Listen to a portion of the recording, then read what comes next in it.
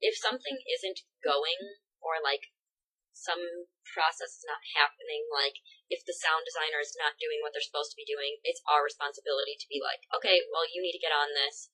So we're wearing a lot of hats. We have to actively be in charge of many different aspects of this production to make sure it goes up, because in the end, when you really look at it, it's our capstone.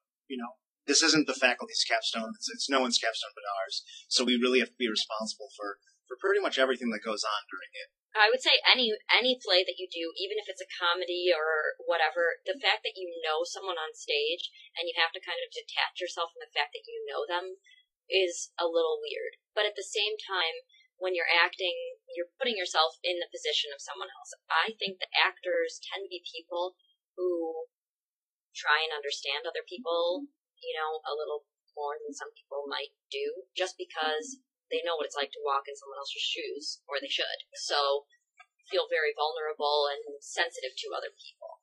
Matt and I obviously are not married and not in love with each other. Yes, we are. No. But, to build up that relationship in your mind, too, that when I look in his eyes or whatever, that's my husband, this is the person I cannot live without, and this is why all this pain has been caused, or all that stuff. It's very weird, especially because you know these people. When an actor does have an emotional connection and can somehow connect to what he's thinking about or what he's saying, that's what makes the audience listen, and that's what makes the audience understand and connects the audience to the piece.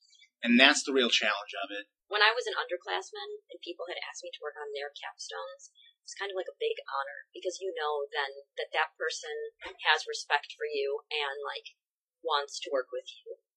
I would hope, at least, that the people that we asked to work with would feel the same way, and that they would feel, in some way honored, or we love them, and that's why we want to work with them. And I think a huge reason why I do theater is, to be with, like you said, your friends. And it's just about having that sort of fun with the people you work with. And working with people gives you that camaraderie and things like that. I think one of the greatest things about theater is just the way it brings people together and it makes people think. When it goes along with you being with your friends and being with people you trust and love, it's this feeling I could never describe to you.